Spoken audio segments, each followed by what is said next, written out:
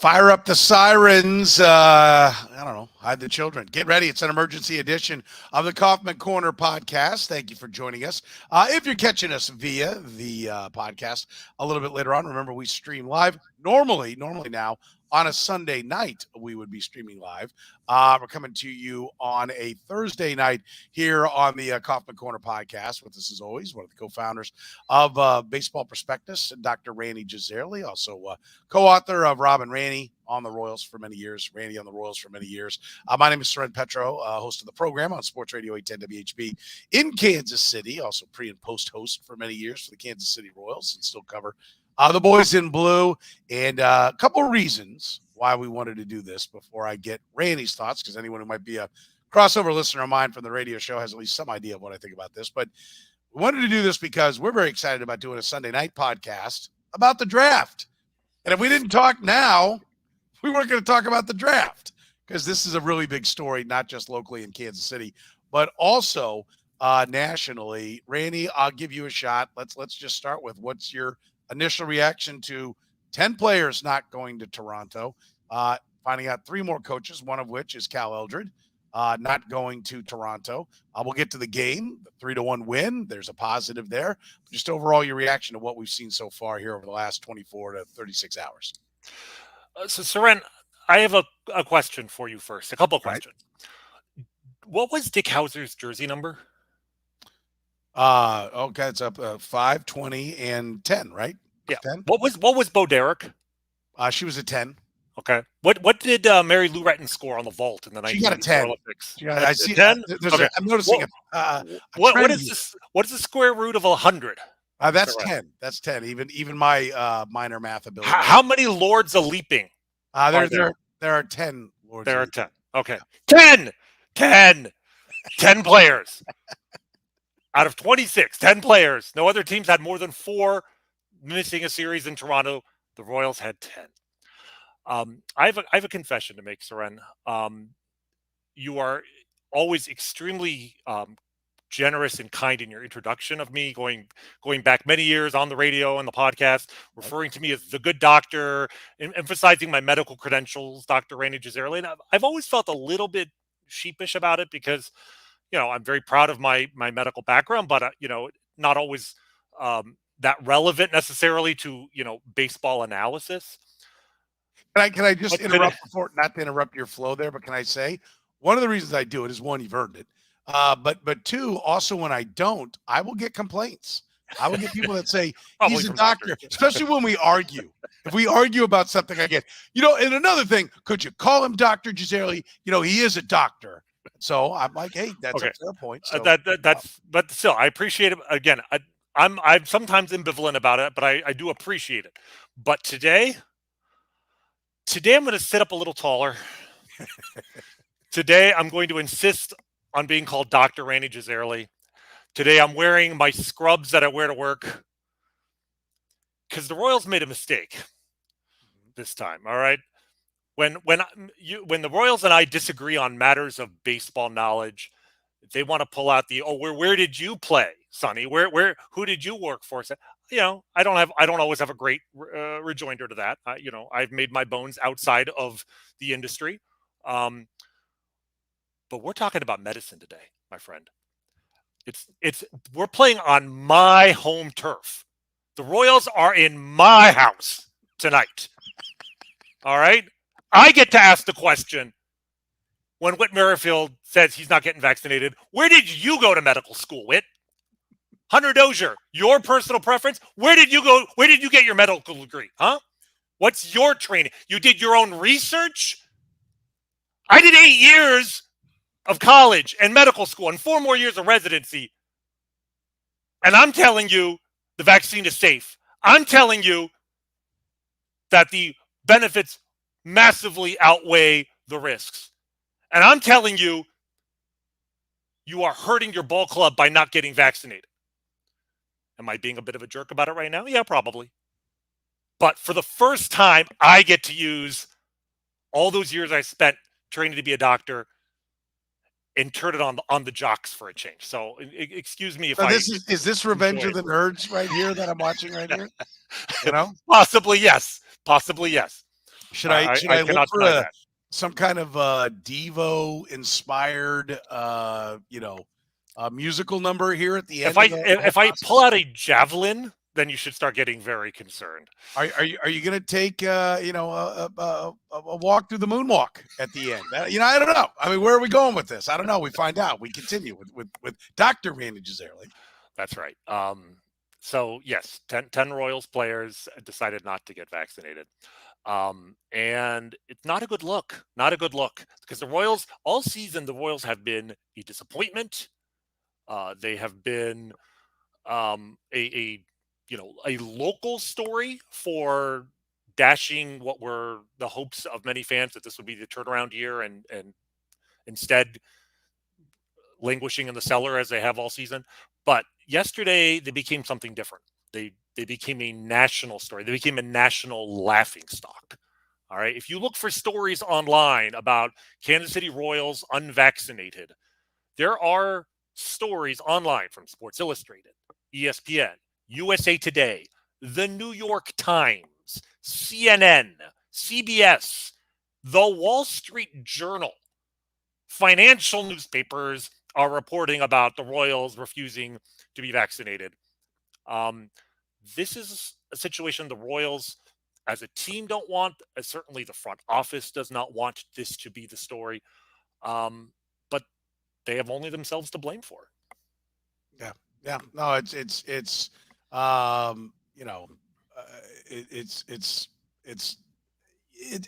there's a lot of different tentacles to this, right? And we want to try to cover as many of them as we possibly can. First of all, the Royals, and I saw somebody mentioned in the comments that, hey, the Royals knew this was coming. They did. They did know it was coming. Like, this is not a shock to their system. I can confirm that. I've had conversations with them throughout the year. And I early on, I said, listen, word is, I mean, your number's going to be pretty big. And the response, and I'm paraphrasing, was something like, yeah, it's not going to be easier. It's going to be uncomfortable, or it's going to be hard. Which means that no one throughout the course of the year, like the Yankees, had Aaron Judge, had people that were saying they weren't going to, get vaccinated, and ultimately changed their mind and did, and have played in Toronto. That didn't come around with the Royals. And so I get the frustration. And listen, this was a story, and it was a big deal.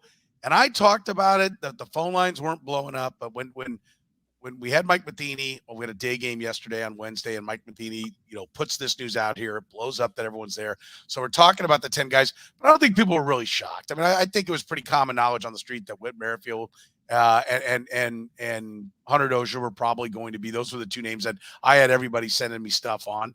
That, hey, it's going to be this guy, it's going to be that guy. And I'm like, I got a pretty good idea on who a number of them are. Didn't know who all of them were.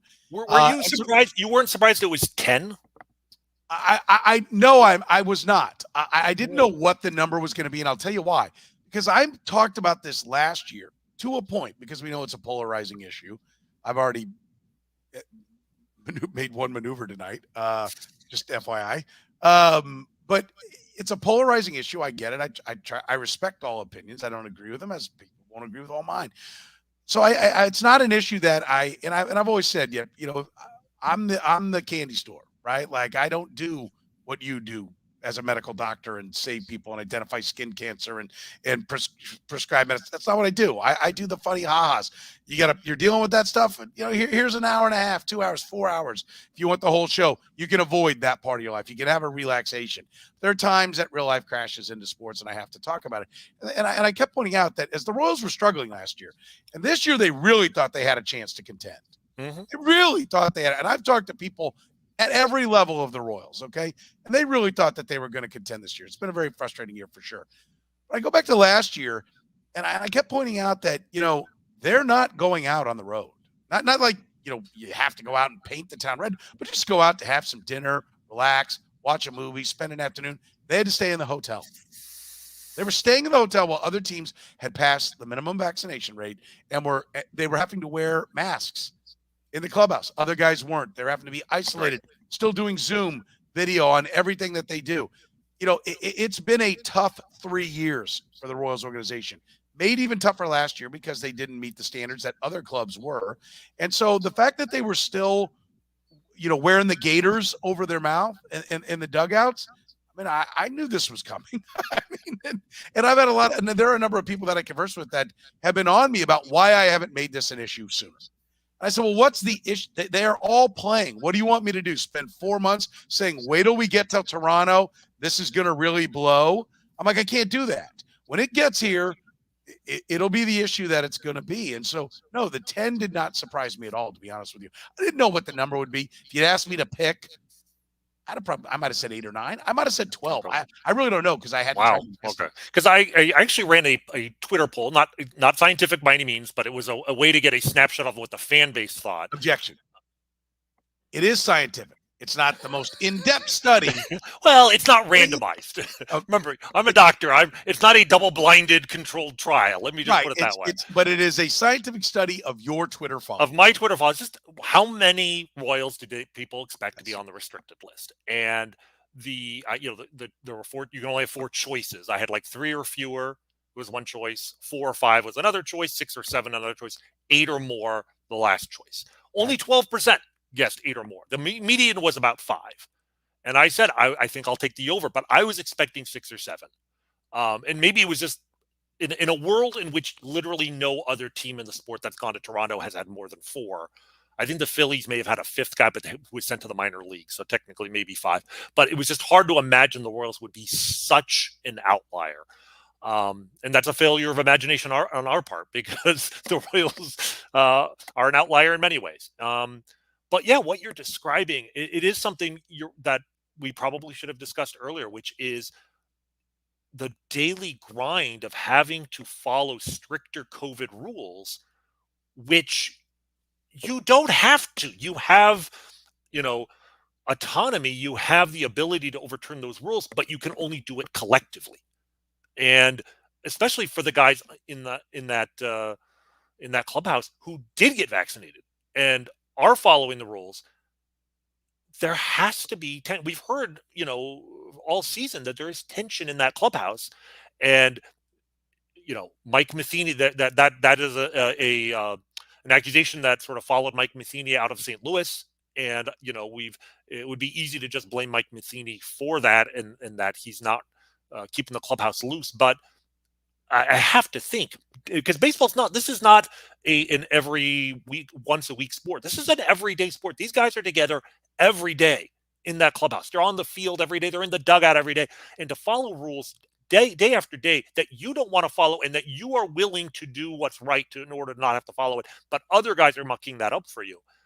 Man, that does have to be a grind.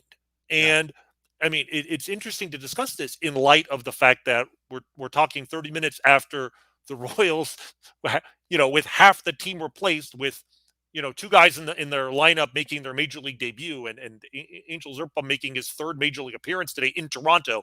And I'm not a gambler, but I'm sure the Royals were the biggest underdog of any team in baseball this season, any game. The Royals were the biggest underdog playing the Blue Jays in Toronto today, and they won.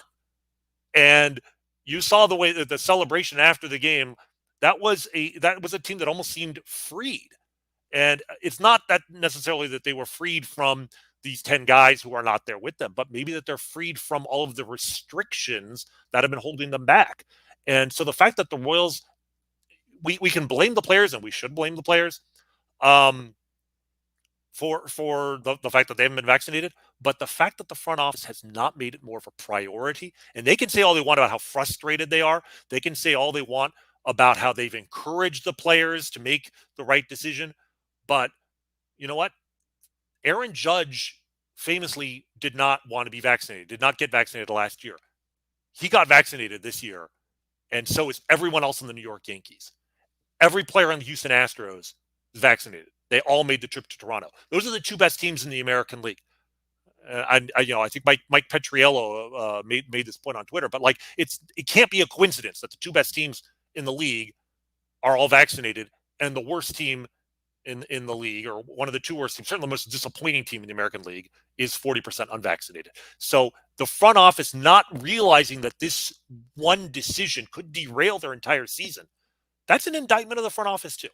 So let me say this, having had conversations today with some folks, I think First of all, I think it's impossible to derail a season that's barreling towards 100 losses. That's number one. It's already off the rails. So, from that standpoint, the cover of lack of success, I don't know, the cover of darkness, maybe helps them out a little bit in this situation. But I will tell you, there is no, again, to go back to my point, which maybe I did a poor job of finishing. Yesterday, this emerges. We're talking about it. It's a shock to a lot of people's system how many it is. But it hasn't blown up yet. It hasn't gone national, right? It goes national with the comments of Whit Merrifield, right? When Merrifield says, well, if I find myself playing on a team that's in contention and we've got to go play in Toronto, maybe I have a different view. That's the one that, in my opinion, torpedoed Whit Merrifield as a Kansas City Royal. I'm not telling you they're going to release him, but I guarantee you somebody thought about it. Somebody at least posed the idea. Because you basically had a guy who has been your player rep. The one thing I got from one kind of snippy individual at the Royals was that Whit's no longer the player rep. Okay. Nicky Lopez is now the player rep. He was the face of the team during the labor negotiations. And I believe he's on the committee for like the competition committee between the owners and the players that are like proposing new rules for the sport. There's like only 4 players in the entire sport. Forget the Right. Royals, the entire sport. And Whit Merrifield is on that. He's undoubtedly a leader in that clubhouse, or at least was. And I don't know that he may still lead, but I don't know that this organization can trust him to lead. And listen, I'm not going to, the whole, somebody's like, well, you can't make him, no one's trying to make him get vaccinated. No one's deporting him. Right? He's not being forced to leave the country. The point is to play the game, there are certain things that you are required to do, right? And there is an expectation that you'll do it. And you mentioned Aaron Judge is trying to win something with the Yankees. And I don't think it's what he wanted to do, but he did it because that's what the team was doing, right? And not to mention, as Rany started, Dr. Jazayerli pointed out all the medical data that says these are safe vaccinations. I sit here with 4 shots in me. I'm doing quite well. And I've had COVID and it was like having a cold after I'd had 2 shots. Okay. So, that's my personal experience with it, but I do want to be clear. I don't know that, I don't think he can continue on this team beyond this season. I'm not going to tell any franchise they've got to make a trade for a guy under duress. You want to try to get as much as you can, but I don't know. I think the clubhouse is clearly divided. There's 16 guys that went, 10 that didn't. That's a big division. It's not a couple of guys where we go, yeah, guy over there in the corner is kind of a pain in the ass, but whatever. You got a large portion of it. I'm also well aware that Salvador Perez stood up and said, everybody's getting vaccinated, right? And Salvador Perez, made sure now the Latin guys to come in and out of the country have to be vaccinated, right? But Salvador Perez, before even that was going on, was like, we're getting our shots. Everybody, this is what we're doing. Last year, he was a proponent of getting things done. He was a team first and what it takes to play guy. I want to be clear that that's something that I've been told. But I think Whit's going to have a real hard problem coming back. I don't know that you can put this team together, particularly if you want to have MJ Melendez as part of this team. There are a couple of guys that are in this group of 10 that you definitely want to be here, but I don't think you can surround them with 8 other guys that reinforce this. I will tell you that the organization is very Dayton Moore, and I had people reach out to me and go, that's as frustrated as I've ever heard Dayton Moore when he was on my show. People want to catch that, 810WHP.com, our Hour 1 podcast. We replayed it. It's on the Hour 4 podcast as well. We replayed it at the very end of the show today. It was very clear that Dayton Moore was upset. And I'm going to tell you that I spoke with him briefly beyond being on the air. He's quite upset. He's quite frustrated.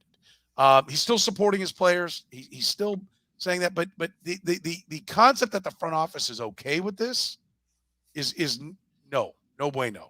That's not where this is. They are frustrated. I think the bigger question though becomes, Rany, were the seeds for this sown years ago? Has their approach of loving and supporting our players more than anybody else does, which served them very well, winning a championship in 14 and 15, gone too far? Has it gone unchecked? And have the players become, as I've used the word, coddled and spoiled into thinking they can do whatever they want? And because they're in a small market, there's not that much media. They've been isolated for 2 years without media giving questions to them. Because they're bad, there's only a handful of people that are there. They changed their credential policy. I don't even have an everyday credential anymore. Now, I'm trying to rectify that. I've made an issue of it here over the last couple of days. But I've got to, whatever it is. That's no one cares how I make the sausage. But, they're not answering a lot of questions from a lot of people. And, if you watch the post game, Mike Matheny makes some puzzling moves. It's never addressed. So I think they kind of got away from like, oh, we can do whatever we want, say whatever we want. And there's no ramification. And it went off like an atomic bomb in their face. And I think the national side surprises the organization, but they are not taking it lightly. Yes, I agree, and yet, I do wonder. I mean, I'm looking for the quote here that Dayton Moore had about how they do stand for like the players making their own personal decisions, which I just thought was a little bit fresh coming from an organization I think it's important to separate. I don't think they like that there are 10 guys that aren't going. Let me be clear. I think they're always going to verbally champion the idea that they don't have to get it. It's the Whit Merrifield comments. The Whit Merrifield comments are just like you said, a nuclear bomb that went off in their face.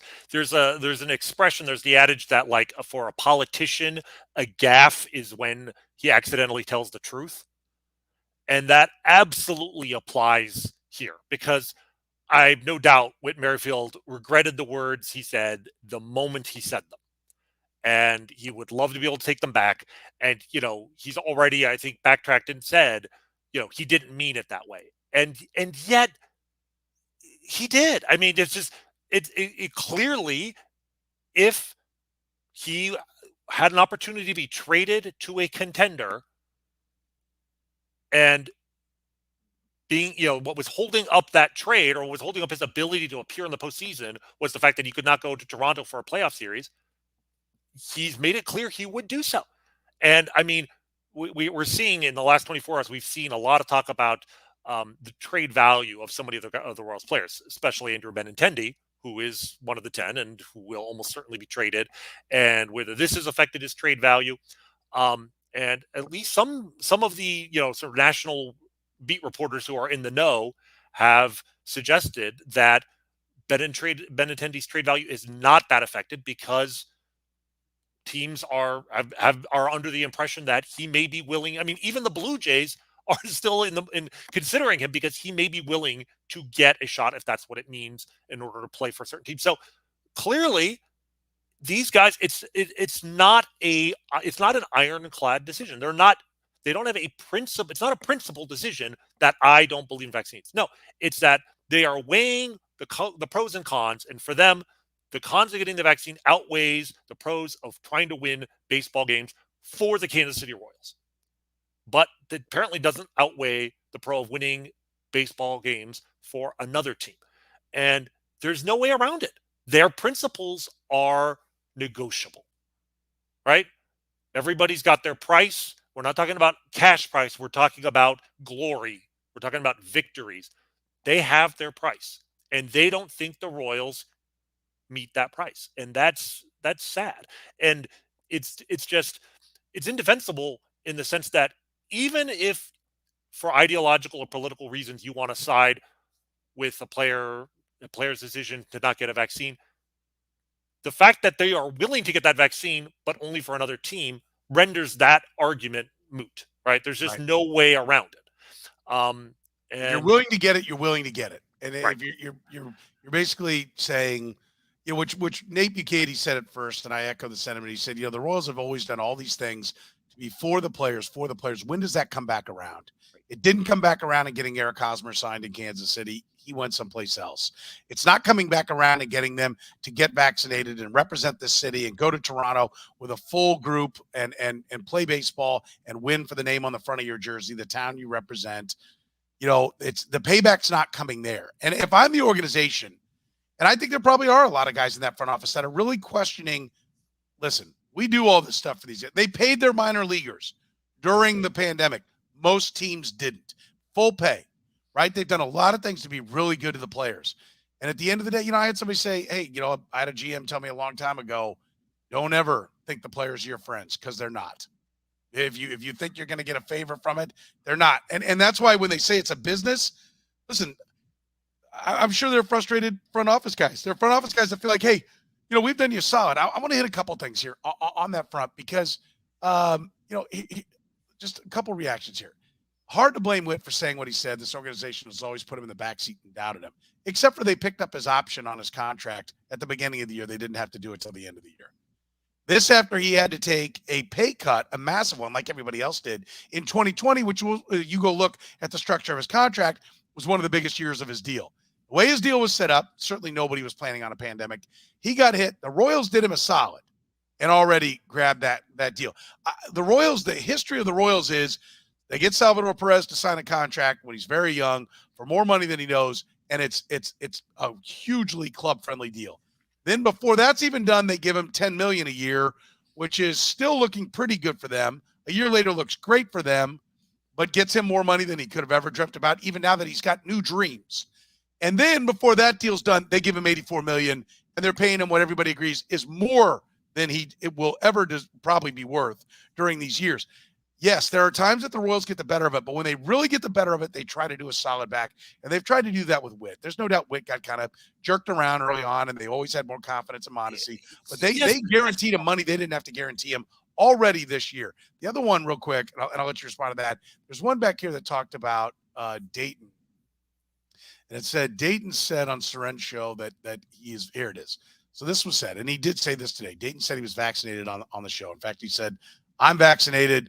My wife, my kids, John Sherman, his family. He said, JJ Piccolo. He said, our leadership, we lead by example. We're vaccinated. That's how we're trying to impress this upon the players. I think he even went to Alex Zumwalt. He stopped with Cal Eldred. It was notable. I knew I was pulling. I literally was. And I want to again thank Dayton Moore and the Royals organization for making him available today. I think it was very important that they do it. I think it's an obligation they had, and they did it. But he came out of draft meetings to sit and talk to me today. And that is important. I want people to appreciate that because I certainly do. But, I didn't feel like I could, normally Dayton gives me like 30, 35 minutes. I didn't have 30, 35 minutes to hit him with all the things that were coming to my mind. But, boy, it went off like, well, what about Cal Eldred? Because Cal Eldred was always wearing the gator all last year. I'm like, if there's anyone who isn't, it's going to be him. Right? We find that out a little bit later. The other thing I'll go back to, and maybe Dayton would say it differently now. I don't remember if it was last year or the year before last. I think it was last year. At one point in an interview, I asked him in the Final Four, are you vaccinated? This was a while ago, early on, first generation of shots. And he said, yes, I am. And unsolicited, I didn't ask about the players. I just asked about him. He said, yes, I am, but I'm older. I've had my family. And there are ways that some of us, and I think everyone would agree, Dayton does not come and preach politics all the time, but I don't think there's anyone who follows the Royals relatively closely or more that doesn't have a pretty good idea where his political standings are, right? He says enough to let you know what he believes about it. The one I'll bring up is his very famous conversation about the harms that pornography causes, right? He will say those things. And when you say something like that, and again, maybe he would do it differently today, but when you say something like that, you as a doctor, I think, would say he's at least alluding to, if not, putting credence in the idea that you will be sterile if you get these vaccinations. Yeah, that bothers me. And so, if you're saying I'm leading by example, but your comment then is like, but hey, I get it. If you young guys don't do it, you are contributing to the problem. So to Ryan's point, yes, Dayton is vaccinated. He made a point of their leadership being vaccinated, not Cal Eldred, who we would find out a couple hours later is not. But I also think you got to be really careful. Yes, lead by example, but also sometimes your comments can send people astray. And I think this is an organizational frustration. I have more frustration towards the players, but the organization bears its responsibility as well, for sure. Yeah, well, there's a lot there, and yeah, you've kind of made my point for me, which is that I cannot come around to making the front office not just not blameless, but like not a huge part of the problem. I mean, what you're saying about Dayton Moore and the implication that the vaccine causes infertility. I don't care about Dayton Moore's politics. I just care about the science here. And there is no scientific evidence that backs up the idea that it affects fertility. The risks of getting the virus are so much more dramatic than any risk involved with the vaccine that to even suggest that it approaches conspiracy theory territory. And I don't like the guy who runs my organization even hinting at conspiracy theories, and that bothers me. To get back to the Whit Merrifield thing, you know, Whit Merrifield, yeah, the Royals have I think have done right by him in the sense that, yeah, maybe they jerked him around at the beginning of his career because they didn't know what they had, but you know what? No one else did either. I mean, this is a guy who famously was left off the 40-man roster, and no one took him in the Rule 5 draft just a year before he debuted. Merrifield, to me, Merrifield up until now was always kind of a great, um, an inspiring success story because he was a late round pick, like a 9th round pick, and had a really mediocre minor league career and fashioned himself into a really, really good everyday player. I don't think the fact that the Royals didn't see that should be held against them. Once they did see that, they quickly made him a leader of this team, gave him a long-term contract, and like you said, picked up the option. But I do also want to say that all the attention on Whit Merrifield, I think I don't want to leave Hunter Dozier out of this, and he's not as famous, I think, but he is, also under a long-term contract, and in some ways, his position is even more indefensible because he had COVID, and he had it in 2020, and he had a terrible 2020 season, which he at least partially blamed on COVID. And he also got a long-term contract from the Royals before the 2020 season, after the 2020 season. So after he had COVID and had a terrible season, on the basis of his 2019 season, which was really the one good season of his career, the Royals gave him a long-term contract, and then he immediately went out last year and was awful. I mean, by wins above replacement, it's literally like one of the worst seasons in Kansas City history because he didn't hit and he's a terrible defender. And his defense is still so bad that even this year, with his bat having rebounded, and he has an OPS plus around 120 or so, 117, he's barely replacement value. He cannot play defense anywhere. And here's the guy coming out and saying, I don't do vaccines. So it's not even the COVID vaccine. You don't do the polio vaccine. You don't do measles. Like, what, 60, 70 years isn't long enough of a track record for you to trust these things. So I have some real issues with Hunter Dozier in all of this. And you talk about with the Royals, coddling their players or treating their players right, not being rewarded for it. If anybody should be getting down on their knees and thanking the Royals for their generosity, it is Hunter Dozier, who is making a lot of money this year and next year and the year after, guaranteed. I think he's got, between the next 2 seasons, $18 million coming his way, counting the option for 2025, which presumably will not be picked up, to be a replacement level player. He's getting, the Royals have treated him very well. And for him to be, because Merrifield is one guy, and Merrifield is probably, one of the leaders in that clubhouse. But Dozier and Merrifield are basically, after Salvador Perez, the 2 longest tenured players in that clubhouse, certainly on the offensive side of things. And the fact that they have resisted this for 2 years now has given license to all these other guys probably be able to do that as well. But the final point I want to make is, when this first broke, and especially after Merrifield's comments, it was very tempting to really say, Whit Merrifield is the center of this. He is the leader of that team. He made some terrible comments, and the other, players followed his lead. And the front office has publicly stated they're disappointed with their players, etc. Except for one little thing, which is, and I swore I would not say his name on this podcast anymore, but you know what? I'm going to break that rule because I'm not even talking about his job as pitching coach. Cal Eldred is not vaccinated, and he still has his job.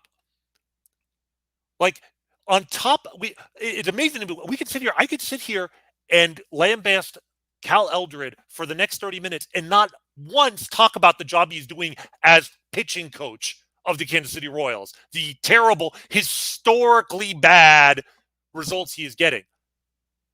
He should have been fired probably 3 years ago. He absolutely should have been fired after last season based purely on his performance as pitching coach. And coaches have a higher, like, it is much more difficult for coaches to continue to coach without being vaccinated than it is for players. Like, I believe you have to, like, almost like file for a special exemption for a coach to not be vaccinated. They don't have the union protecting them. There's no collective bargaining agreement between coaches and the league. So the Royals had to go out of their way to protect him for, his vaccination status. Why on earth would they do that for a guy who has already demonstrated he can't do the job? And what kind of message does that send to the team? You can tell me on one side of your mouth, you're really disappointed in the players. You really want the players to be vaccinated. But what message are you sending to those players when the pitching coach doesn't have to be vaccinated? That seems like a double standard to me. And so for that reason alone, I cannot hold the front office blameless for what's going on. Yeah, and I want to address this. Besides the obvious, little bit of politics in the middle of it, I'm curious what you guys want the Royals to do. Just steamroll their personal, religious, and medical freedoms. What other situations would you advocate they do that aren't criminal or offensive? Listen, nobody. I want to be clear. Like, I always get this about the free speech thing. Like, the guy's going to lose his job and cancel culture and all that. No. Free speech is about being imprisoned or exiled. You don't. I can't say whatever I want and keep my job. Rany can't stand outside of his practice, and there are things there. You're not going to jail for them. You're still a free man, but you don't have a right to continue to do business, right? Like, people don't have to go to Rany as a doctor. I think I'm always amazed at how that happens. But the point is this: a little bit of it is a question back. Well, how can you be on average have 5 times more players not playing in this Toronto series than the average team? One team had 4. One team, the Phillies, had 5, as Rany said. They were sending him down, which was part to avoid, was a maneuver just to avoid having to play down a guy. The Royals had 10. There are all total 38. They represent 26% of all players. 38% of their active roster didn't go. 3 of their coaches didn't go, one of which is a pitching coach who, as Rany has pointed out, isn't doing his job very well by measurements based upon the big league club. We'll get into something about Jeff Passan said, if you get a broke item from Amazon in the mail and it doesn't work when you use it, are you at fault? Or, did you, which is a valid defense for Cal Eldred. Are they sending him guys that are broken? But the point about this is when as an organization, other organizations, players want to win.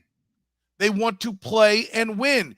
Yours doesn't, at a clip of 500%, more than 500% worse than the other teams. Is there any industry that they would be allowed to have 500% more, 5 times the amount of people not showing up for work and continue with that current management team anywhere?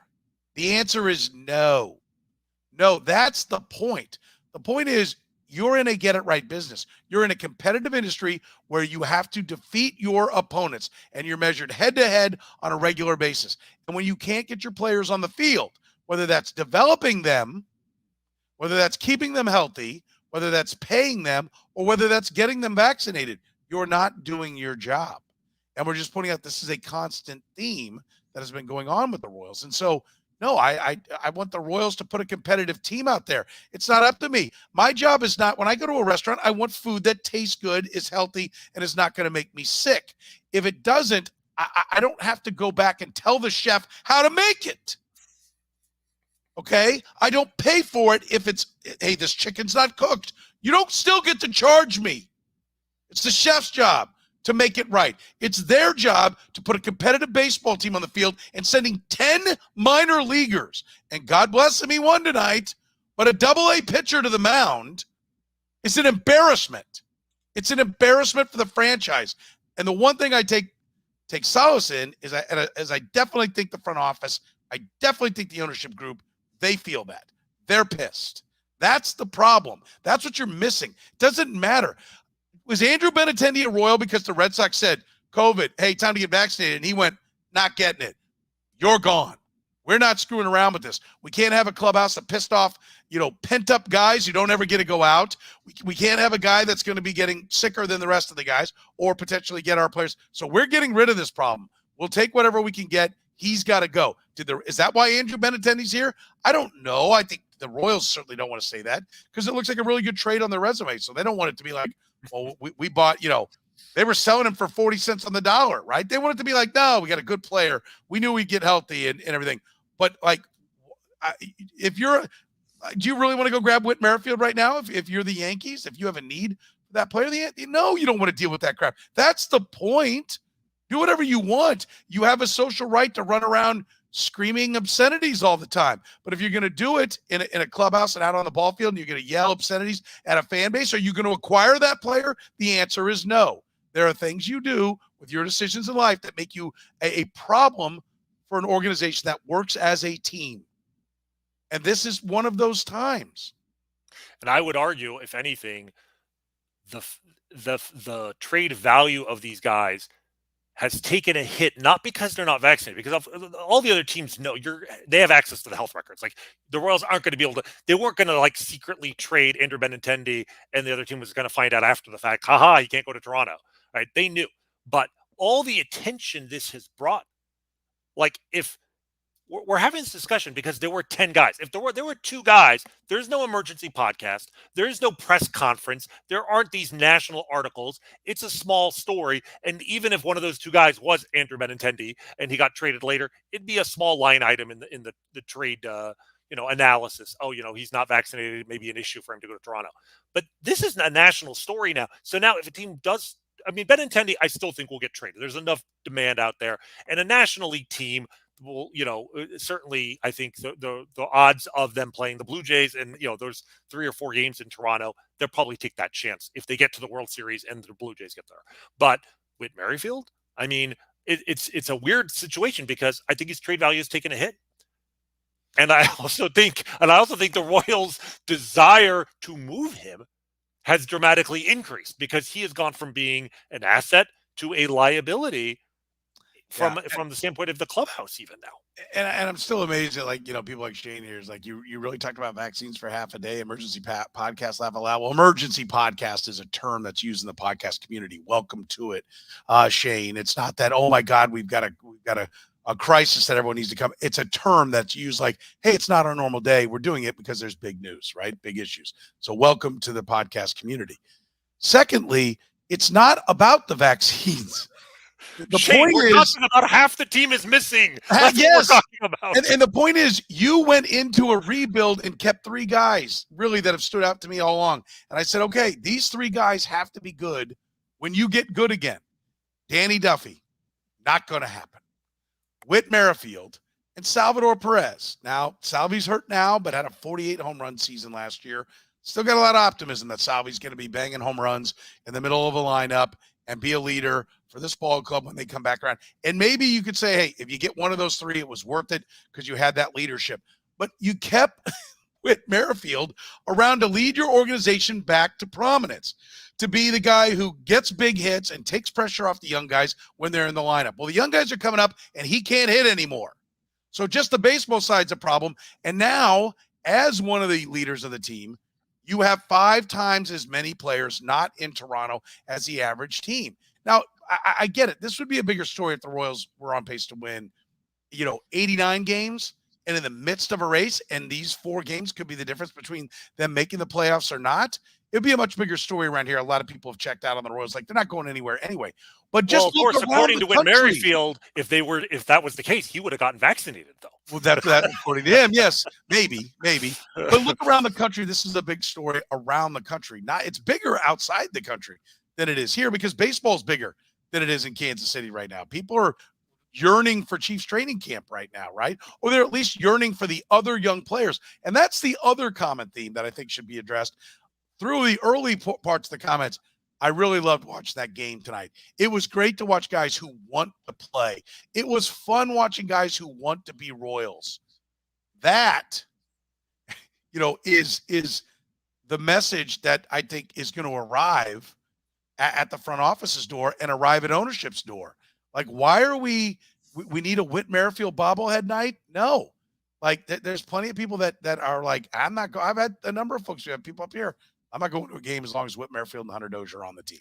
I mean, the silver lining to all this is exactly what you said, that we're getting to see a bunch of young, hungry players who we've been, waiting to see for a while. I mean, Nick Pratto, we even mentioned Nick Pratto made his major league debut today. All right, didn't have a great debut, but Kevin Gossman's got an incredible splitter, and no shame in striking out there. He did reach base once on a walk. Nate Eaton hit a home run in his major league debut in a 1-run game in the 9th inning. That's pretty awesome, right? I'm actually disappointed Michael Massey and Michael Garcia weren't in the lineup. I would have loved. I'm trying to think how many times in Major League history have 4 guys made their Major League debut in a lineup in the same day. I really wish they had done that, but I was kind of jazzed just to see those guys play, and they won, and the team looked. I mean, like as happy as they've been in a while. It's one of the best wins of the season. And I sort of half jokingly said that this kind of story, as crazy as it is, you see the way that those players were bonding in Toronto tonight. This is the sort of story, this us against the world story, with a bunch of young guys getting an opportunity that could bond a team.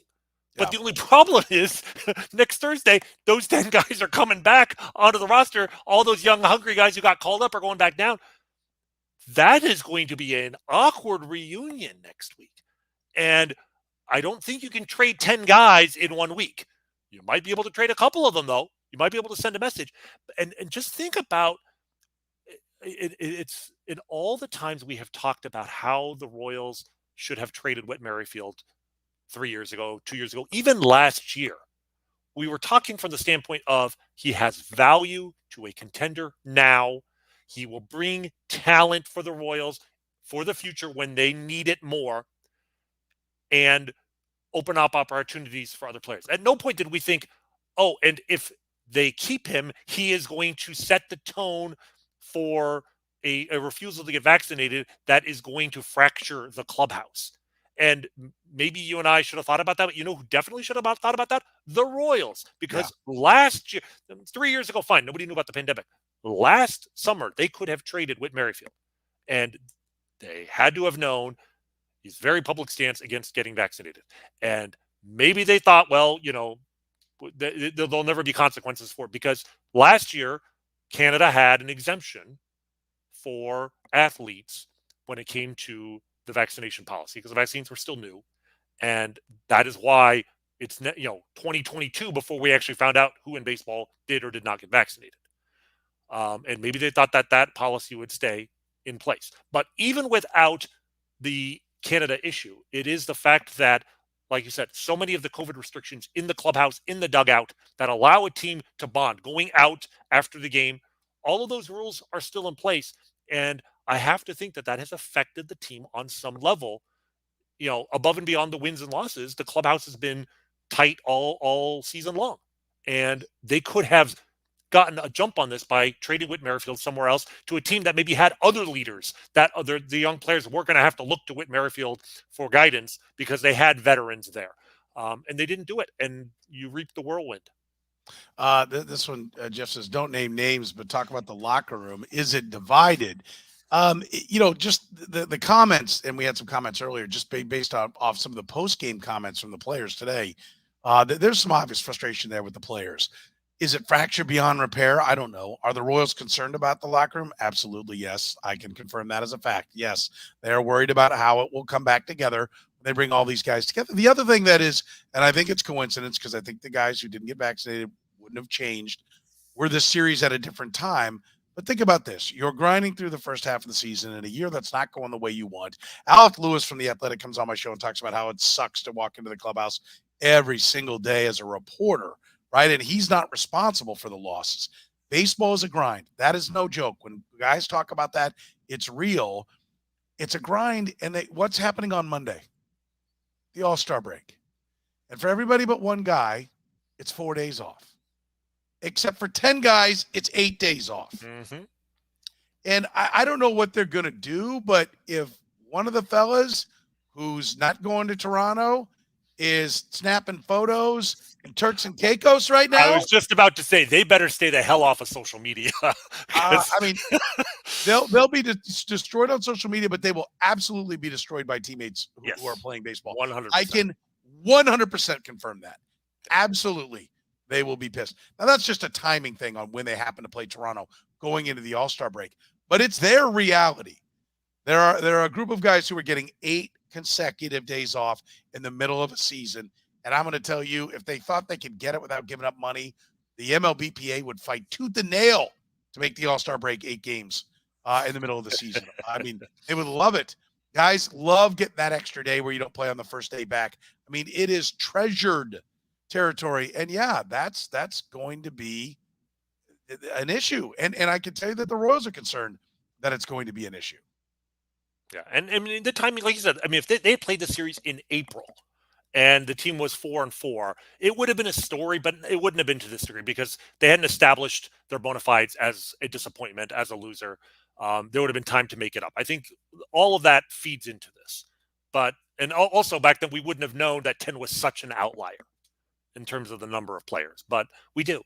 And the Royals had plenty of opportunity to address this. My understanding is in order to qualify as being vaccinated, you can either get the double shot regimen from Pfizer and Moderna, or you could do the one shot with Johnson & Johnson. And you just need 14 days. So, which is why presumably some of these players, who are on the trading block, Merrifield, Benintendi, et cetera, teams will be willing to consider them because if they change their mind, they can get a single Johnson & Johnson shot in 14 days. They're cleared for Toronto. So that option is there. I think it'll be part of passing a physical. It'll be part of the rules of the deal that they will have to pass. They will have to. I would imagine get a shot to do it. That's one of the things that's there. And I thought this was interesting. I did not notice this. Hunter and AJ on social media retweeting about Eaton's home run and other things, getting straight up roasted by the fans. I mean, that's not a healthy environment. Definitely not for small markets. I've said for a long time, and I truly believe this, small market teams have to have a love affair between the organization and the fan base and the organization, right? Fans that are pissed and not liking the players. I'm not saying if some guy gets a little bit sideways with a fan once or doesn't sign an autograph, it all goes to hell in a handbasket. No, don't overstate what I'm saying. But I don't think you can, and listen, this is an organization we haven't even mentioned that is going to go ask this fan base that's roasting some of its players to build them a new palace to play in, and with amazing amenities for players who chose not to play for 4 games. That's a tough sell, and they know it. I know they know it because I've had conversations about what they need to do to get a new stadium. One that I'm all for, by the way, but I know there are lots of taxpayers that aren't.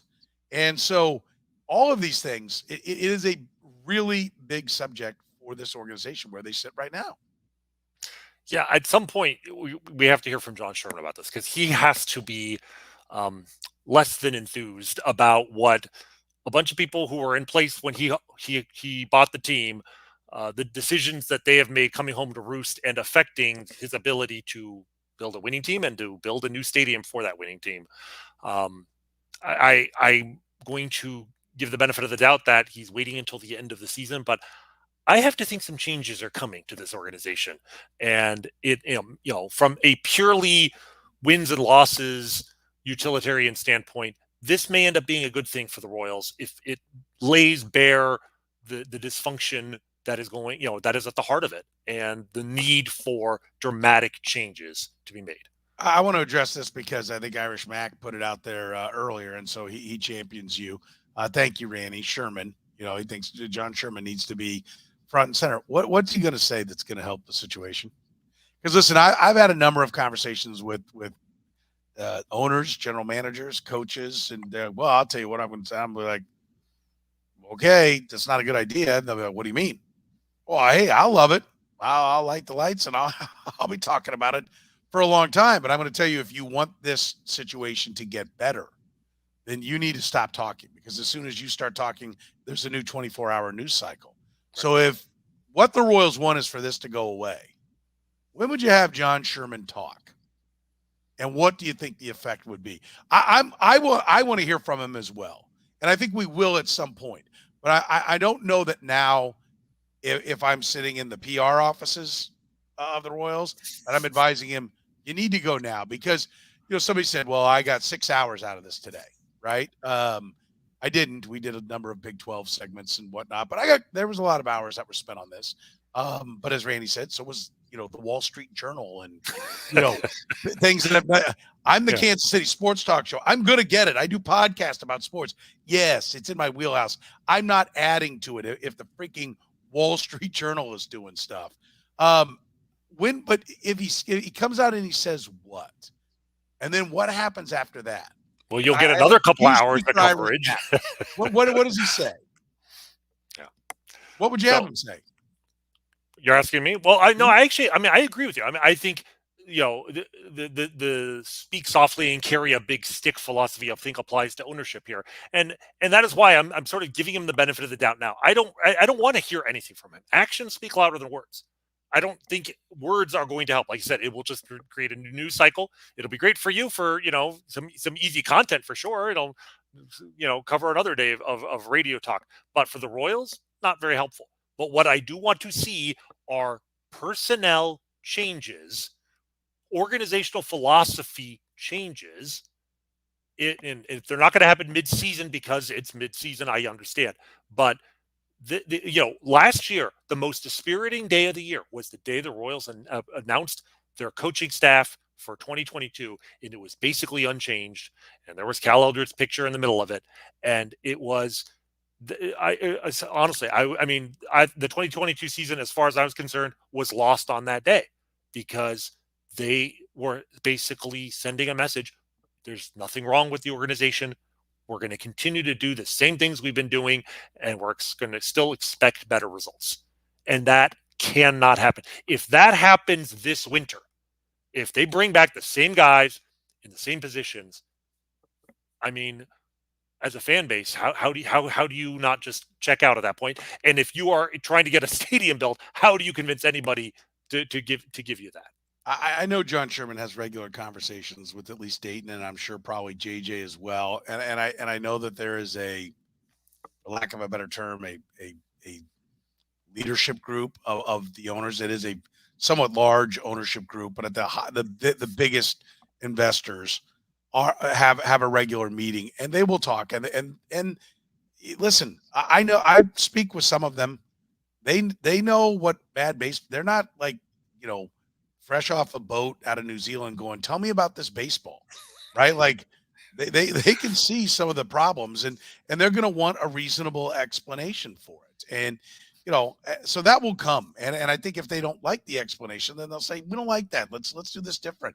And if they won't do it different, then I think they will make changes. I think John Sherman is a competitive guy. I think there's a mutual respect with Dayton Moore. I think they've halfway created an escape clause for Dayton Moore that if they go, listen, you're not the guy. We're going to give JJ a year or two with the keys in his hand, and you just bump a little bit further upstairs and a little bit further away. They've made that very easy to do.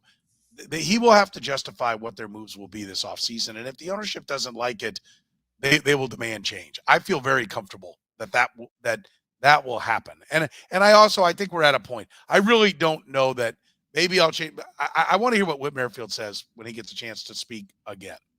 And now that he sees what his comments have done. Right. So I look forward to hearing that. And then the next thing, but I think it's going to be tough to bring Whit Merrifield back. I can't see any scenario that has Cal Eldred coming back. I think that ship has sailed. I just don't know how they could do it. I can't imagine, but honestly, I couldn't imagine it 8 months ago that they brought him back, last year. So, but I do think that this year, it's not simply the fans that are calling for it. I mean, before all of this drama, one of the dramas we were talking about in the clubhouse was that the players were getting frustrated. I mean, they saw what they've seen what Jacob Junis has done in San Francisco. Like, you can ignore the fans all you want. I think the players were becoming a problem, and I have to think ownership is a problem if you're trying to keep a guy like Cal Eldred around. And to reiterate your point, if there is a long-term future for this front office as it is generally constructed, I think it is a front office in which JJ Piccolo is sort of unleashed to be the general manager that he is entitled to actually be the guy running this team, and that Dayton Moore moves into a more of a figurehead / oversee the, whether it's the stadium project, the organization, representing the organization, which he does extremely well when it's not on, hot button political issues. When it comes to the way the organization treats players and being an ambassador for the sport, all of that. Because I'm not certain that JJ Piccolo can do the job, but we have seen in flashes when we are allowed to see the talents that he brings to the team. There is reason to think that he has fresh ideas, that he has talents that maybe aren't being allowed to shine in terms of player development, player identifying player talent, etc. So I really think if you're not going to clean house, if you're not just going to, which I would not object to, I'm not going to say I'm encouraging, but I would not object to. But if you're not going to do that, I think you have to let JJ Piccolo be the GM, let Dayton Moore be the team president. And I've got air quotes here because that means not actually involved with day-to-day baseball decisions. And get rid of Cal Eldred and probably get rid of Mike Matheny at this point. I think that's the way forward. Yeah, I think the staying this long with Cal Eldred means there's probably going to be collateral damage that comes as well. I think Graham makes a good point. Energy in the dugout was so great to see. What if was this a pivotal turning point? I covered the team very early in my career that blew out Vince Coleman and this old guard. I can't remember who else went and brought up Johnny Damon and brought up young guys, and they actually played better baseball. It didn't launch them to a contender, but it launched them to a good wave of young offensive talent that ended up being fun and exciting to play. I think that has a possibility, and I would give some credit if it does end up being the case. Dayton Moore said that today. He said, listen, I have confidence in our players that they will accept the challenge and they will learn from this and that they will be stronger for it. Now, I think Dayton would say that even if he didn't think it was coming. Right. But he did. The question I have is which players, though? It's the players who are on the team right now. And I think that's the point. Unfortunately, some of the players, we were talking about Merrifield, Dozier, frankly, those are guys, you could move. The issue here is it also includes MJ Melendez, includes Brady Singer, includes Dylan Coleman. Those are guys that you would think would have a long-term future with this team. That might be a little bit more awkward. Michael Taylor is a guy who, again, we thought should be on the trading block and may be more on the trading block now just because of everything that's going on. But they have to figure out a way of keeping the energy that these young guys are brought today and not let the return of some of these other guys ruin that or even, make it backfire. Yeah, no doubt. All right. So long-term, they survived this, right, Rany? They survived this. They will get past this. Yes. I wasn't sure if you were asking me to render a medical diagnosis. I don't know if the condition is terminal here. Yes. I mean, look, the Royals survived not having an owner for like 8 years. Right. They were comatose for most of it. They didn't exactly thrive. But if you've been a Royals fan as long as you and I have, you've seen a lot of crazy stuff. This certainly is close to the top. This is maximum Royal right here. But they'll get through this, and I mean, I'm excited to see Nick Pratto and Michael Massey, and we can do our minor league minute here on Nathan Eaton, who I've been wanting to talk about him. He's been on the border all season. He's an older guy. He was 21st round pick in that 2018 draft with all those pitchers and Kyle Ilsbell and John Heasley in the 13th. I mean, that draft just keeps on giving, and was just a good minor league kind of like organizational guy. And then this year he's taken a huge step forward. Is this Drew Saylor and Alex Zumwalt's hitting philosophy kicking in? I don't know, but he's hit 13 home runs in the minor leagues after his career high was 6 coming into the season. And then he hits a home run in his major league debut today, and it wasn't a cheapie. Hit 301, 360, 498 in AAA and AA this year. And he can play all over the field. Third base, he's played all over the outfield. I'm sure he could play first base. He hasn't been asked to, which basically means he could do Hunter Dozier's job. And, Hunter Dozier, says he, I don't do vaccines. Okay, well, maybe I don't do Hunter Dozier anymore. And, it's just a personal preference. But if he wants vaccines to be a personal preference, well, I want a player who wants to be on the major league roster as my personal preference. So I could see Dayton Eaton having a utility future on this team. So there are a lot of guys like that, and I still look forward to seeing those guys in the future. But it may be time for the Royals to leave the past behind a little bit. No doubt. No doubt. We'll see. I think change will come. I think it was probably in the works, but I think this will solidify the fact that it will come. Probably not till the end of the season, but I think change will come, no doubt. Rany, good stuff. Always great talking Royals baseball with you. Appreciate it. The good doctor, Dr. Rany Jazayerli, with us here in the Kaufman Corner podcast. Remember, we do it live on Sunday nights. Special edition. By the way, hit us with the likes, the loves, the subscribes. It's great stuff for us, and it don't cost you nothing. Sunday night, we're going to be coming at you live with our normal podcast, except it'll be draft night. We think the Royals may be making their what will now be their second pick since they traded away 35 while we're broadcasting. So make plans to join us 10 p.m. Central Time if you're out and around. I know we've got some military folks that have reached out to me that listen to the podcast during the day where they are at. But it'll be 10 p.m. Check your watch. 10 p.m. Central Time. We'll be talking about the draft. We had a trade to talk about too. So yes, we haven't really.